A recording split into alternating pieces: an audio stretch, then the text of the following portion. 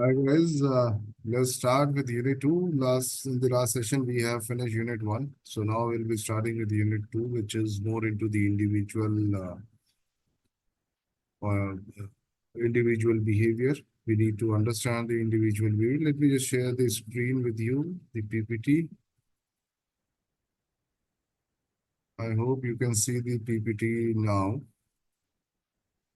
We need to talk about the individual behavior.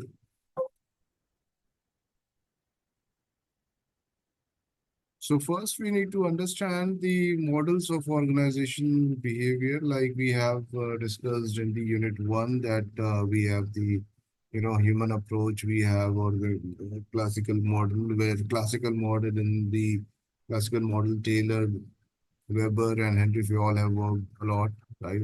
If you remember, we need to human touch, or rather human relation model, where the Elton Mayo has worked a lot. uh, it is more into the employee satisfaction, morale, and the interpersonal relationship. We have systems model, where the key concept uh, includes the inputs like resources and the information process and output, right? So there's a feedback loop, of course. Whenever we finish something, after that we take the feedback. So apart from this, we have one contingency model. I would like to share a few more things in this model. Apart from these things, which is ideally it is important, because the theories which we are going to discuss in the next unit, I guess, about the motivation, how to keep the employee motivated, and what are the factors which actually keep them motivated. Those theories come from this particular, organization model. So every organization basically develops the particular model in which, the behavior of the people takes place, right? The model is developed on the basis of the management assumptions, right, about people and the vision of the management. Since these assumptions vary, to a great extent, so the result into, of course, will vary, right? So, like people say at times, trust everyone unless there is contrary evidence, right? So models always get developed by the managers there in the organization, basis on the employees. Now, we need to remember this. I'm going to link this particular stuff with the theories of, let's say, X and Y theory, right? Satisfiers and dissatisfiers. I'm going to link it. Anyway, we are going to discuss these theories in detail in the next unit, but I'm just going to give you the foundation of that so that you can understand from where and how, we develop the theories, and we develop the, we do some work in this particular field, and the field gets developed, right? So if you talk about most of the organization, tend to arrange the on the assumption of that people cannot be trusted or relied, right? Even in tiny matters. So, but this is not always true. This is just one side of the coin, right? So we need to have both sides of the coin. For example, if you talk about McGregor has given theories X and Y. Now, theory X was dependent on the autocratic model, right? And theory Y was dependent, or rather, I would say, was taken, and maybe was developed with the help of the supportive theory, supportive model, right? So, if you talk about the models, autocratic model we have, custodial model we have, supportive, and the collegial, right? So if you talk about the autocratic, as the name suggests, that you know managerial orientation is towards the power, right? Managers see authority, right? The result is highly dependent on the boss, right? So the dependence is possible because employee live on the substances level. So if you see, the model is largely inherently distasteful to work, largely, you know, based on the theory X assumptions, right? What is theory X? McGregor theory X, we'll talk, but now, in short, I will just tell you, theory X says that all the employees are lazy, they need to get supervised, and then only they work, right?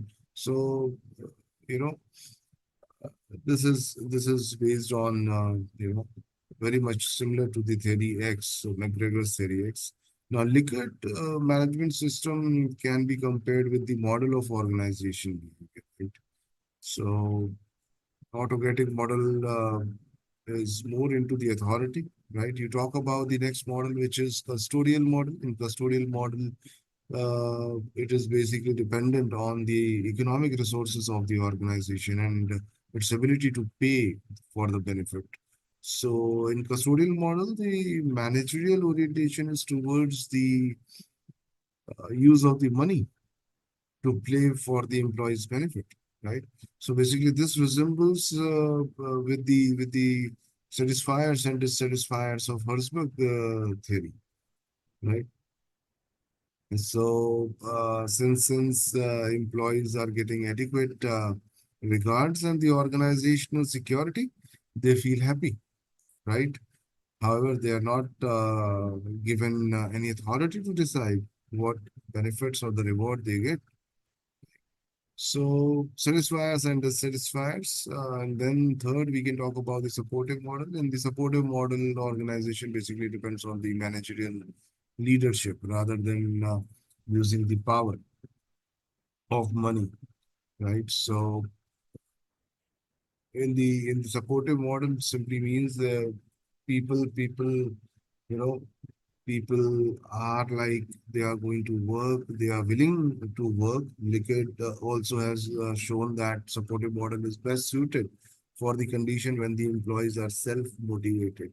And exactly the same, if you talk about the McGregor's theory Y says, McGregor's theory Y says that people would like to work, they want to take the responsibility, they are disciplined on all those good things, right? So this is Liquid also has shown this thing. Now, if you talk about the fourth one, which is collegial, this is basically the extended version of supportive, right? The term collegial basically refers the body of people having common purpose. So if people are working for the common goal. So if you remember, in the unit one, we had spoken about the general interest versus the individual interest, right? Employees' interest versus the organization interest.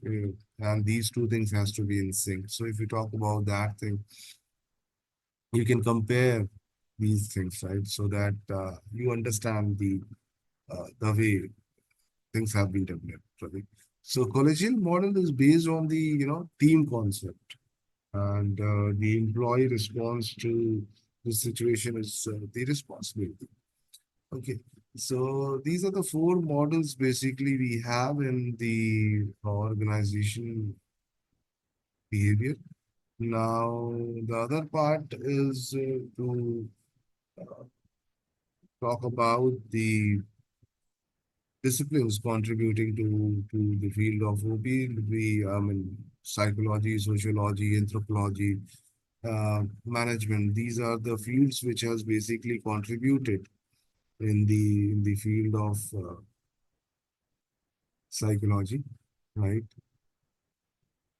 Uh, there are a lot of things which are associated with these four things. I would like to share, you know, in short with you so that you get better idea about it. So when these fields are there, if you talk, psychology, social, right, sociology, anthropology,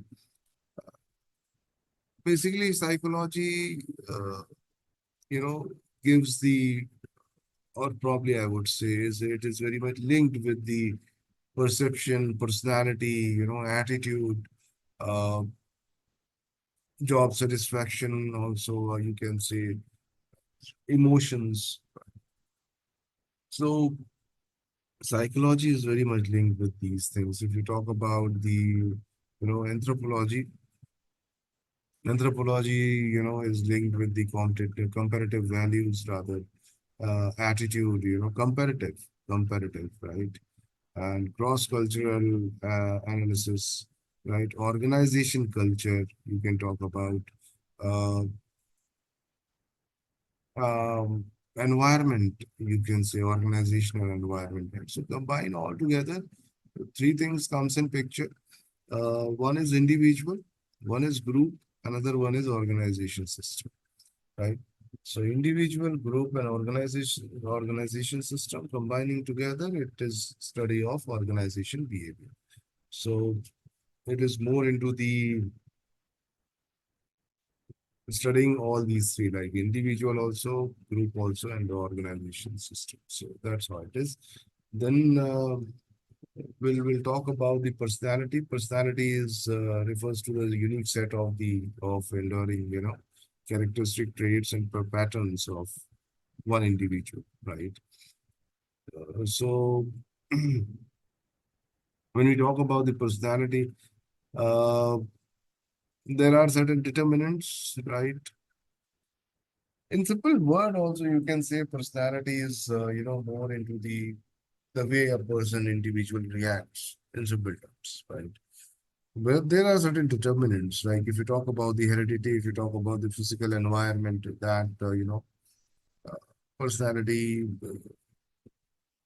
it contributes towards one's personality. So if you talk about the heredity, it basically refers to the factors determined at conception, right? Heredity approach argues that the ultimate explanation of an individual personality is the molecular structure of the genes located in the chromosomes. So heredity, of course, it plays a big vital role.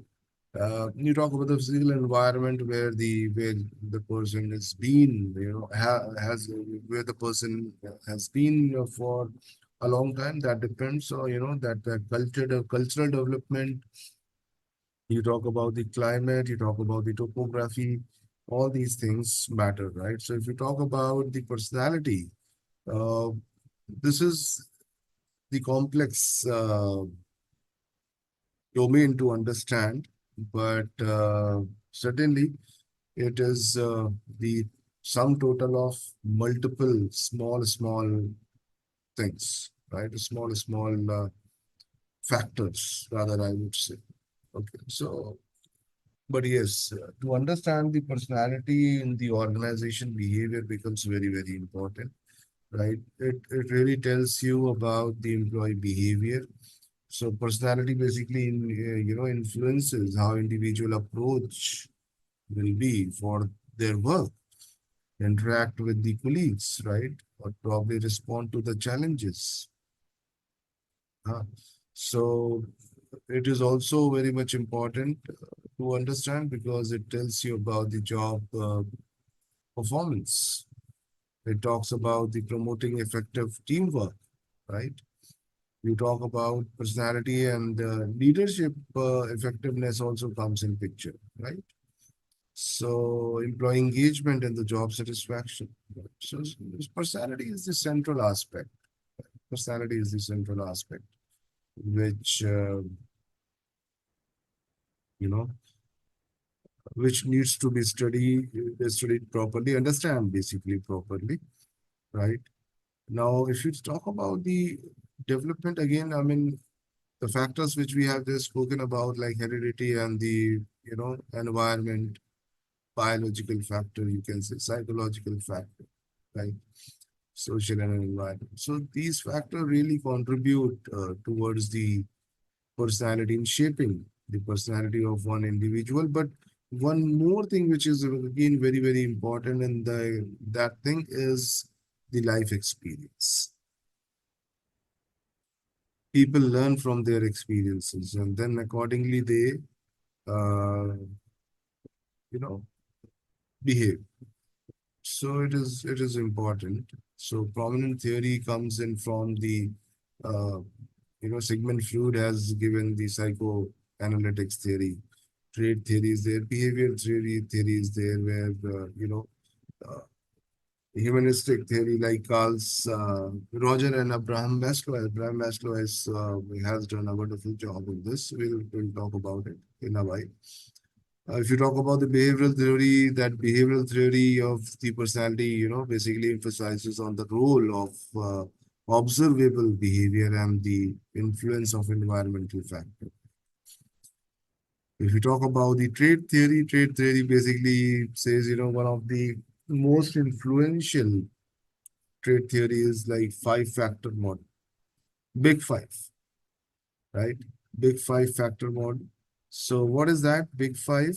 Basically, it is openness to experience, consciousness, extraversion, agreeableness, and the neuroticism, right? It is more into the, normally we say this thing as big five factor.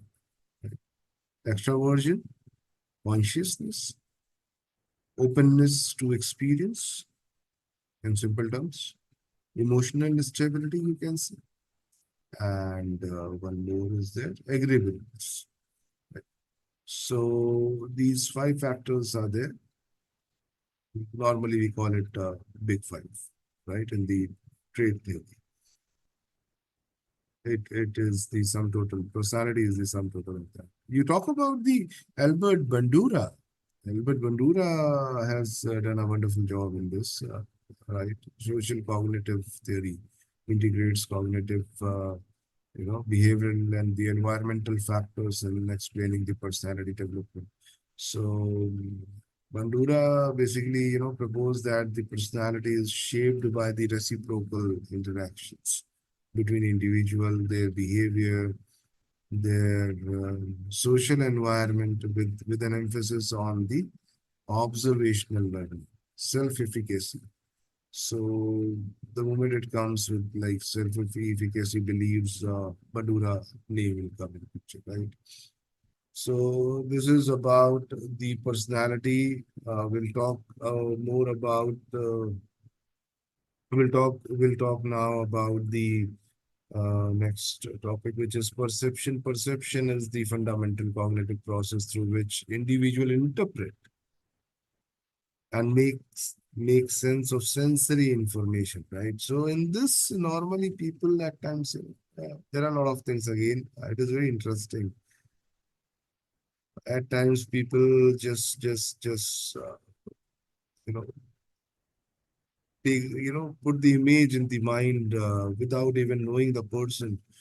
If the person is just wearing the Western clothes, or the person is having wearing the shabby clothes, we just get the perception of that particular person image we form in the mind, right? Perception is a very beautiful game, right?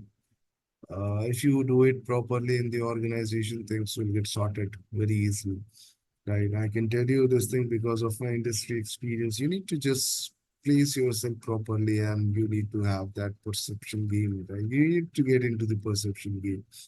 We'll talk about it. I'll give you details about it, perception, because I just love this subject. I love these concepts, right? So when you talk about the perception is basically, the fundamental cognitive process, right? Perception is an active and dynamic process, right? So importance of the perception, as you can see here in the PPT, in interpretation of the information, decision making, right? The social interaction, problem solving, organizational behavior, right? So interpretation of the information, very important. Uh, Perception allows the individual, to interpret and understand the vast amount of sensory information they encounter. Now, understand that depends on the exposure also what you have. how you are going to interpret the information, that is also dependent on the exposure you have, right? It helps make sense, complex stimuli by organizing them, into the meaningful pattern. We talk about the decision making. Decision making, perception guides the decision making process. Now, understand very simple example. You are in the dark area, right? Where there is no light, right? It's all dark. It's it's your screen sharing is paused, is it? Oh,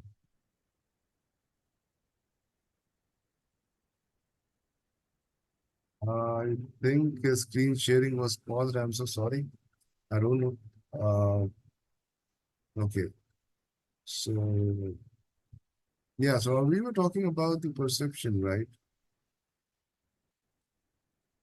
So suppose you are there, in the area where there is no light, and then you are just sitting on the ground probably, or you were just standing there near the wall, and then just one small, you feel that something is touching your shoulder, right? Because you're standing and from you have wall at the back. Something is touching, right? So some very soft object is touching you on your probably the cheek or shoulder or neck. It is possible that people may feel that it is the rope, or there are certain set of people probably they will feel that it is the snake. That depends on the experience. That depends on the the the thought process what comes in that particular that particular time. Uh, if you are in the probably in the area where snakes, there is a possibility that you will find the snakes.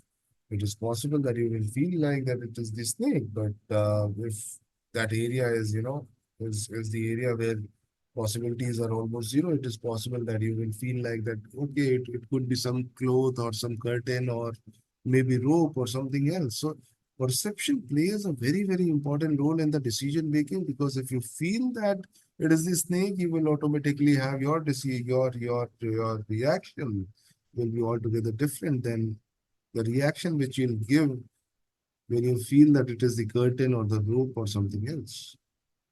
So decision making becomes, it differs based on the, you know, the perception.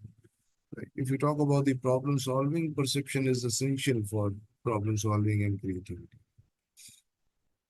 Organization behavior, it is again important. Perception affects the employee attitude. Now, if I feel that my boss is not good, right, then this is the perception. Though he has not done anything, or probably let's talk about the colleague.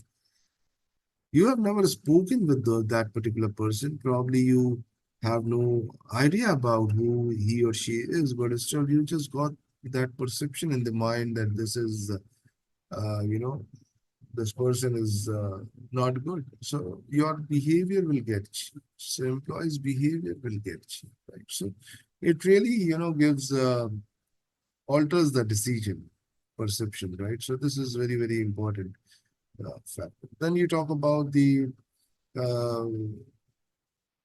the stages involved in this: sensation, organization, and the interpretation, right? These are the three stages in the perception, where sensation basically refers to the initial process, right, of receiving sensory information or sensory input, rather, right? Maybe through the eyes, ear, nose, tongue, or skin. Then you talk about the organization. So once sensory input is received, brain organizes and structure the information into meaning and pattern, right? And that this process involves grouping sensory elements based on the common feature, uh, similarities, proximity. And then after the third thing comes in picture, that is interpretation. So finally, individual interpret the organized sensory information based on their past experiences, right? So this is there are three stages involved in the perception. Then factors which influence the perception. First is like individual characteristic, situational factors, like we have just spoken about the snake and rope example. Perceptual biasness, it is again very, very important. I just felt that my colleague is not good. This is my perceptual thing, right? And perhaps being a manager there, I've got a team, and in that team, I think that person X is very lazy, and person Y is, self-motivated. This is my, perception as of now. If I might be correct or wrong, because it is not based on any fundamental, facts, or it is not backed by certain documents, right? As of now. Okay. Later on, when you check it, then only you'll get to know that what exactly the scene is, right? So for that you need to be unbiased, and that is why we generally say the manager has to be unbiased. If the manager is biased, then of course there will be certain wrong decisions which will take place in the organization. So if we talk about the individual characteristics, the personality, attitude, beliefs, motivation, right, past experiences, these are the individual characteristics. If you talk about the situational factors, so if you maybe in what context you are talking about, maybe the time pressure or maybe distraction, some other things. So situation factors are also very, very important, right? It is possible that you are talking over phone and things were perfectly right, but all of a sudden there was a certain noise. All of a sudden there a lot of noise comes in the background, and then started getting the facing the problem in hearing the voice from the other side. So that also impacts your the way you behave over the phone after that, right? You talk about the perception, perceptual bias. It's like uh, the stereotype or halo effect. Primacy effect. Halo effect is simple, right? You just started made the image in the mind, without even talking with the person, right? In the interview, the person opens the door, and there is a panel of five people sitting there, right? And the person opens the door, and the person is wearing the sleepers, right? And wearing sleepers, not wearing the shoes properly, right? Or if the person is wearing the shoes properly, but that the shoes were dirty, right? They were not polished. That person has not polished the shoes properly. It is not shining. So it is possible that the panel will, have that image in the mind that this person is probably not so serious. It is not serious about the job. It is possible they may get the image in the mind, right? Later on, when they talk and with the unbiased mindset, then they will get to know what exactly the person is, right? Then you talk about the emotional state. Uh, so emotional state is again important. Mood, stress, that impacts the attention and the cognitive basically processing, right? So individual, like if you talk about, for example, individuals in a positive mood may perceive ambiguous stimuli more positively than those of in negative mood. So something which you have never heard of, something which you have never seen, but you are in good mood, so you will respond to that particular stuff in a positive way or positive mind frame. Wherein if you are stressed, you are in tension, you have got certain things in the mind, and all of a sudden, you know, uh, something which never has happened with you or something you never dealt with comes in. Probably you start yelling on it. Right? So Perception. This is a very, very important topic to talk about, right? Now, perceptual process is what sensation, attention, perception, interpretation. Of course, first thing first, sensation, right? So,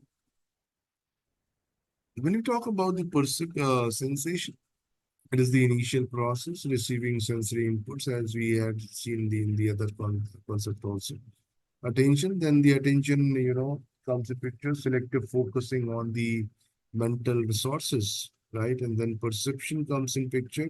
So perception involves basically organizing and interpreting the sensory information received from the environment. Okay, and this process includes basically grouping sensory elements based on the common features, similarity, proximity, right? And then after the interpretation comes in picture, finally, people interpret, right, basis on their memory, basis on their knowledge, belief, right, emotions. A lot of things comes in picture.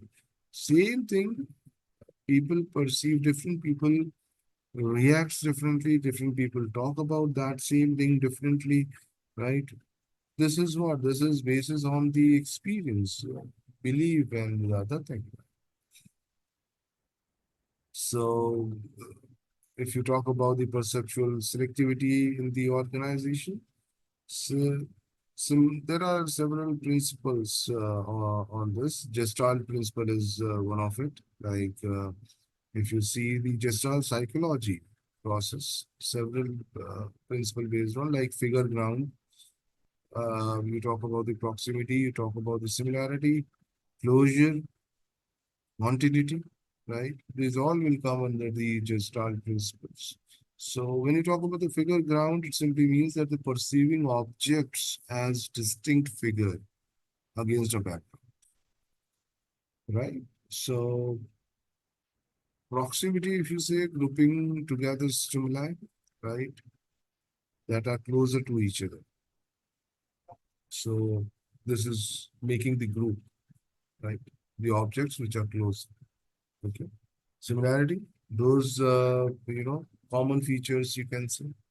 If 10 different objects have got out of that, four has a common feature, you just group it, right? Similarity, you find the similarities in that or in that objects or the characteristics. So if you take it in the organization, you find the similarity in the among the employees. So those who have got the almost same kind of characteristic, right, and similarities they have, probably they you would love to keep them in a group and give them the task which demands the characteristics of you know characteristics which they possess, right? You talk about the closure, so perceiving incomplete stimuli as the complete and whole. So this is closure. Like you have not got the full information, and then you think that okay, it's done, right? So that is important to understand. Continuity, right? Yeah, this all comes under the Gestalt principle. Okay? You say the continuity when you talk about this stimuli as the continuous and the you know, it is flowing rather than abrupt or the disjoint, right? So what you are exactly doing, you are taking all the inputs and you are just trying to link it. You are trying to join it, right? So it impacts the perception, right? You talk about the perceptual, constancy. It basically refers to the tendency to perceive object as stable and consistent despite changes in the sensory input. Right? You perceive that the objects are stable. It is possible that the size or the shape of the color has been changed now, but you think that no, it is the same, right? Then you talk about the selective attention. Selective attention is basically involves the focusing on the specific stimuli, right? And ignoring the others. So there are five set of things, right? And out of that, you have only focused on one or two sentences, right? So factors such as relevance, novelty, personal interest. So the listener who is listening or grasping probably will focus on only one or two inputs. So it is basically based on, it happens because of the expectations or motivation or the emotional states. Basis on that, people, at times become very selective, right? So this is important. Now, application part, if you see in the organization of this particular stuff, uh, communication, leadership, employee motivation, right? Organization culture, everywhere it is very, very important. Communication, as I'm saying from the day one, and in fact, from the first session itself, is most important. So when you talk about the perception is directly linked with the communication. If you have got the wrong perception about the person, probably your communication will be different. If you have taken the right, you are unbiased or your perception is based on the proper analysis, right? Then your communication will be different, right? So organization can improve communication, basically effectiveness, by understanding how individual perceive and interpret message. So it becomes very important, like clubbing or the making the groups we were talking about, right? So how that thing can be done? We can do this thing only when we understand that these are the characteristics, right? And you talk about the leadership. Leaders can use this knowledge of perceptual processes to communicate vision, goals, right?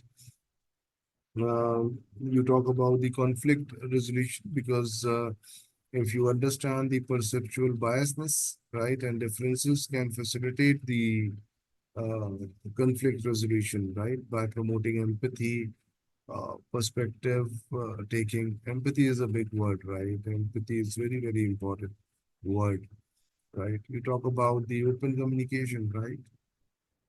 Organization culture can be improved, by reflecting the shared values,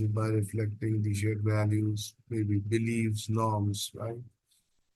So this is what about the perception. Let's move to the next slide and we'll talk about the learning.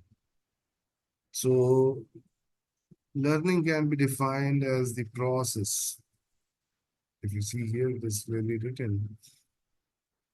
Learning can be defined as the process of acquiring new knowledge, skills, you know, behavior, attitude, or preferences, you know, through the through experiences or the study instructions, right? There are a few theories which learning, you know, in learning there are a few theories which work, like behaviorism, cognitive theory, constructiveness, right? Humanistic. So if you see here, social learning. So there are certain theories which play a vital role in the process. Basically, if you talk about the behaviorism, the theory emphasizes, on the observable behaviors, right? Effect of rewards and punishments, right? There was a person called Pavlov, right?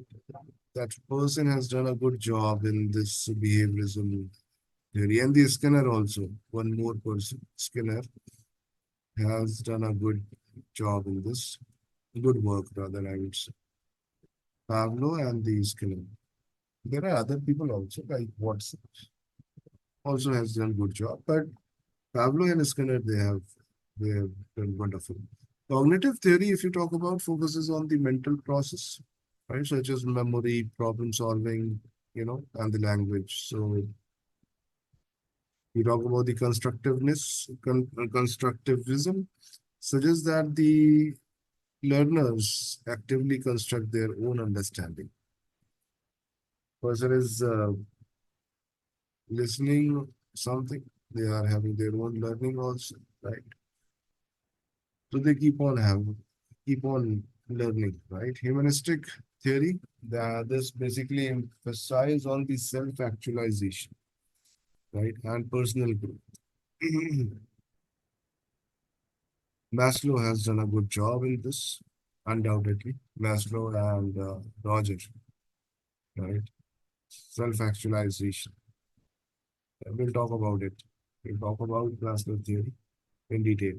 Right? Social learning theory. Social learning theory, like we were just speaking about a person called Bandura.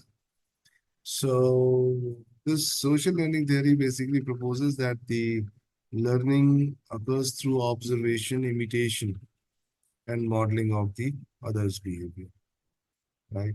Imitation, observation becomes important, right? So normally what happens, a small kid normally learn from the things which happens in the family itself, right? They learn just by looking at the things, just by the observation, and they try to imitate, right? So this is social learning theory, right? Now there are certain principles: active engagement, relevance, feedback. We talk about practice, motivation, meaningful connection, right? Listeners should be actively engaged. Learning, if you talk about the relevance, learning is more effective when it is relevant to the learner's interests, goals, and experiences. This is a very important point, relevance, right?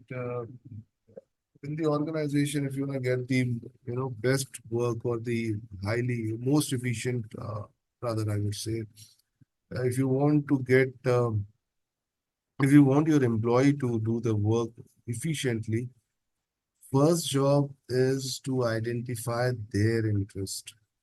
What is their goal? What is their interest? What are they good at? So this is manager's job, right? If you identify that thing, your job is done. So suppose in the academic institution, for example, there are you know two people, three people, for example. I'm just giving you. So out of that, one is very good in the or very much interested. And everyone is good, right? Everyone is good, equally good. But one is more interested or very much interested in academics only, right? Others job also that fellow can easily do. But academics is something where he has got inclination. In the same way, the second person is inclined towards the events. Academics, he is equally good, but he is inclined towards the events. And the third person is inclined towards the administration, for example. Okay? But all three are equally good as per the academic is concerned. Clear? So this is manager's job to understand what kind of work should be given to which resource, human resource. So relevance is important for me, for that matter. Any employee, if that employee gets the work which is of his interest, he or she can easily do it with you know with a great pace, and he or she will be self-motivated. Right. So here comes one more thing which I want to share: theory X and theory Y. Right. It is possible that in the organization, see, this is very interesting again. It is possible that in the organization there are employees which are having theory X also, and they are having characteristics of theory Y also. It is possible, right? And that is where the criticism comes in picture. So we'll talk about it, right? We'll talk about the criticism also later on. Okay. You talk about the motivation, you talk about the meaningful connections, of course, meaningful connections between new information and the existing information, you know, uh, enhances the understanding and the retention, right? So let's talk about the last slide in the unit two here. What are the learning managerial tools? Right? So managers can easily, take the leverage of the principles easily, like in TND, that is training and development.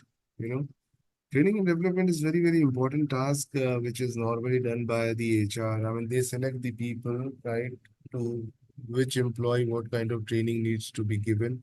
Or it is also done by the regional head or the national head or the state head, right, in the or the business head in the organization. They just try to figure out. They basically figure out the employees for the training, right? So different kind of training modules are there which are prepared by HR in the organization, different modules, right?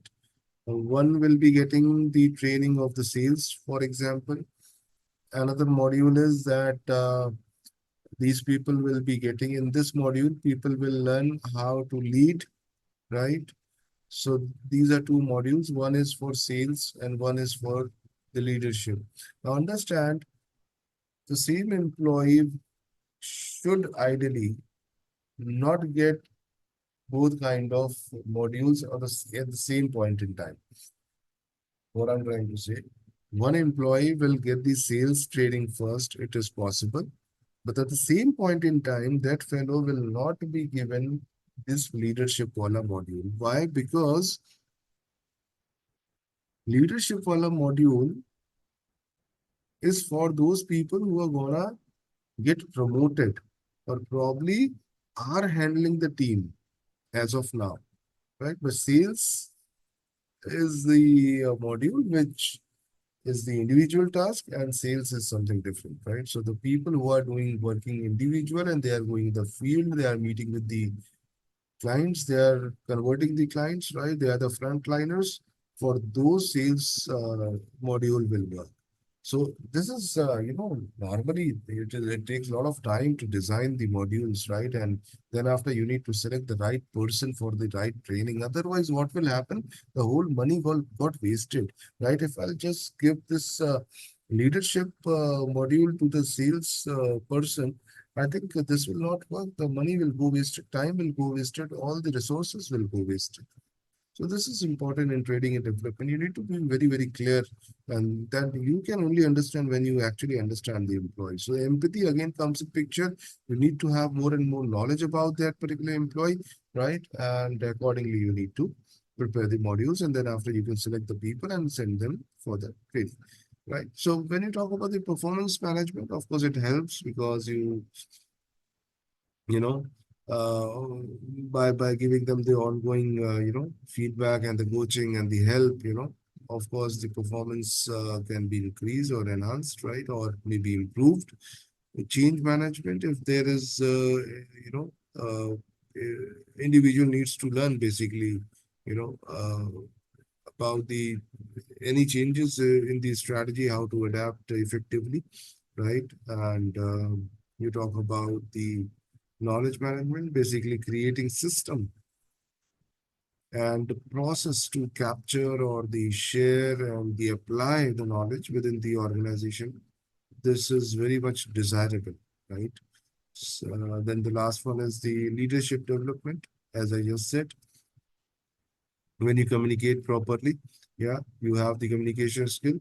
There is another training module for that matter where we will be only talking about the soft skills, communication skills, right? Or maybe one more module is there like negotiation skills. So negotiation skills, probably I'll ask that fellow who is generally involved with the vendors. They buy the raw material. So negotiation skills, I'll ask those people to go there probably.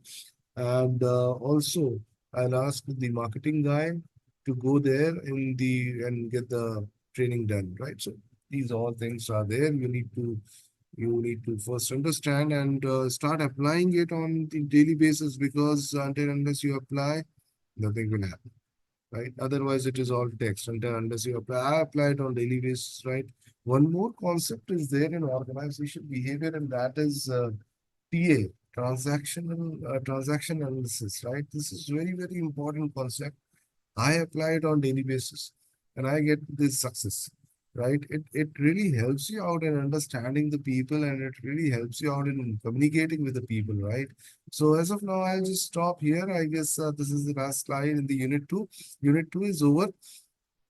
We'll take unit 3 in the next session, right? And unit 3, which is more into the attitude and belief, attitude and the values, and motivation, right? So we'll talk about it in the next session.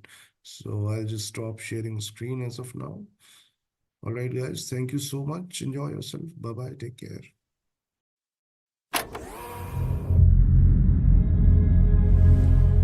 Family is the genesis of this group. Family is everything for us. They know the nitty-gritty of what needs to be done. We're each other's building blocks. It has never been two families. It has always been one. પરિવાર એ જ સર્વસ્વ છે. Without family, I think we would lose my sense of direction.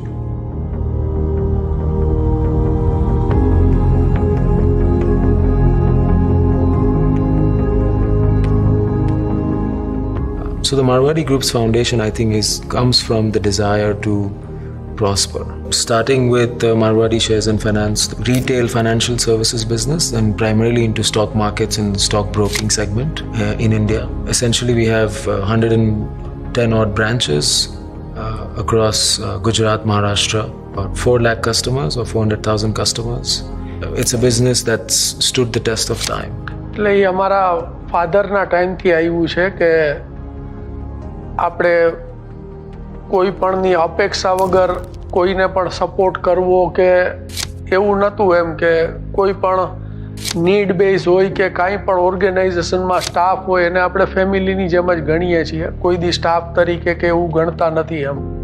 Then we talk about Marwari University, which was founded in 2009 by my father, and Jeetubhai Chandarana is the co-founder of the Chandarana family. We started as just 360 students with just 5 classes on ground. But at the same time, the vision was huge. We are now at 11,000 students, and it's a 35-acre campus. અને એ બધું 100% vision એનું જ છે અને આખું entire network યુનિવર્સિટીનું એ જ જોવે છે. Creating new generational students, helping them to do well in life, needs multi-dimensional approaches these days. And that's how we started that let's do something for society and to give something which is missing in this country. So that's how we started setting up this university.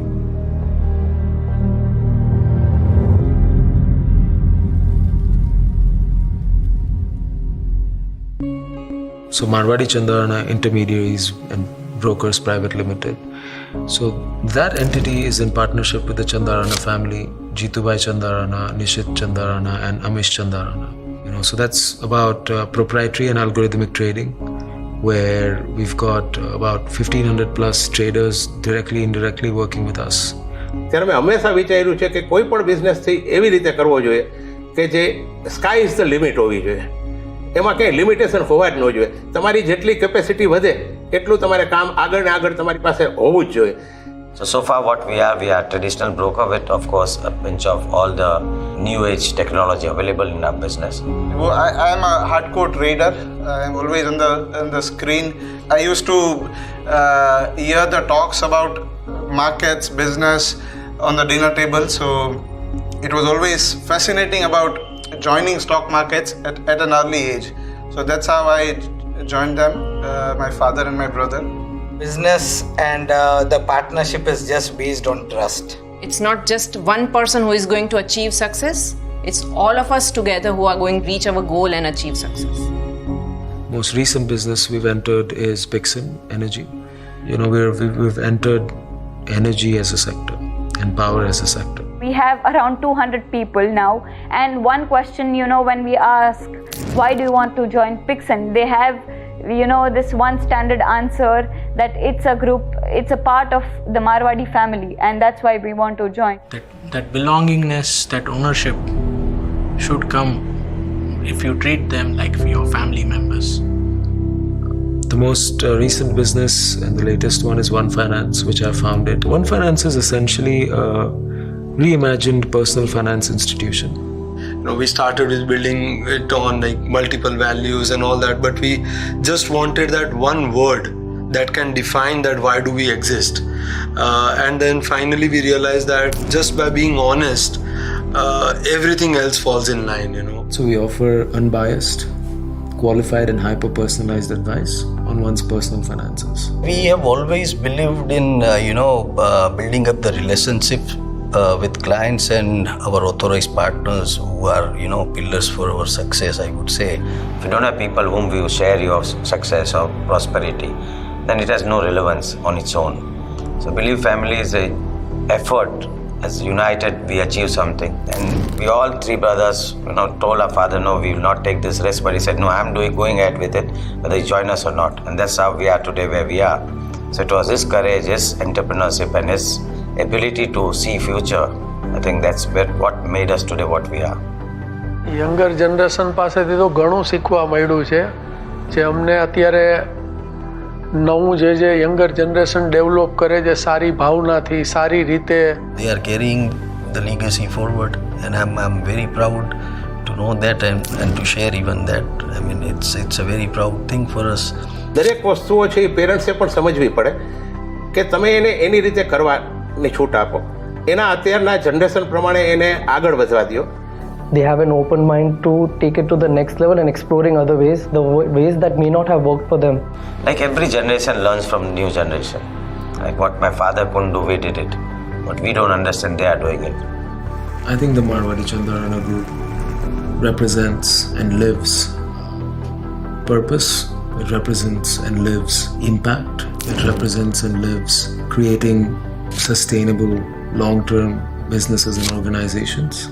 And Marwadi Chandarana Group represents, taking risks where it matters, not just for themselves, but those who we impact directly and indirectly, right? So we employ about 4,500 people across all organizations. We've got about 5 lakh customers, students, so on and so forth.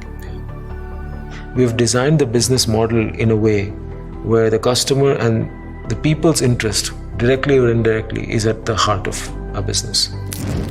So we're a people-centric company. We're not a customer-centric or an employee-centric company. Without our values, Marwadi and Marwadi Chandarana Group won't be where it is today.